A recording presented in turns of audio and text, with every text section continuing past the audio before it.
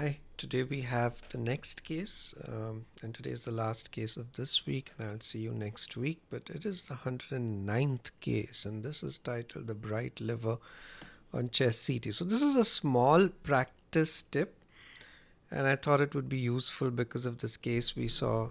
I reported today, we done it yesterday. 36-year-old known to have beta thalassemia, had pulmonary thromboembolism in July. This was the CTPA, came for a follow-up, and the thromboembolism is completely regressed. But I was looking at the plain scans. I have a special interest in thalassemias. We do a lot of T2 cardiacs on a daily basis. And this patient has extramedullary hematopoiesis with fat and non-fat soft tissue, but the liver is bright, and this is to be expected in a patient with thalassemia because you would have transfusional overload, and that would cause iron overload. And he's known to have that. We've been doing T2 star imaging for him in the heart, liver, etc. And the liver shows severe iron overload with dephasing occurring at the first echo itself. But we don't look at a bright liver as much as we look at reduced density. And I did this post as case 30 where Osirix has a special software or a simple software that allows quantification, and we use it on and off. But most of the times we just visually say whether a patient has steatosis or not, but we often tend to overlook a bright liver. So there's this interesting paper that I had read some time ago in clinical imaging. It comes out of Dr. Elliot Fishman's group.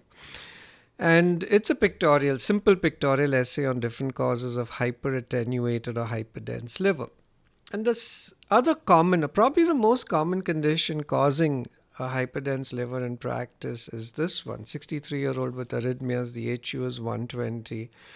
And this is because of amiodarone, which has a high molecular weight of 681, 37% iodine, lipophilic and metabolized in the liver.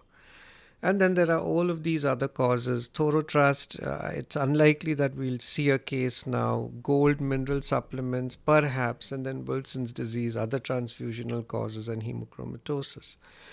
So, simple take home that when we're interpreting chest CTs, while we are tuned to looking for reduced density, we should also look out for increased density, which in most cases, in people above the age of 50, 60, when we're looking at CT chests, is likely to be amiodarone toxicity. So if we can get that history, that would be great. If not, then we may have to ask or just mention in the report that the liver is bright and please investigate for etiologies including amiodarone.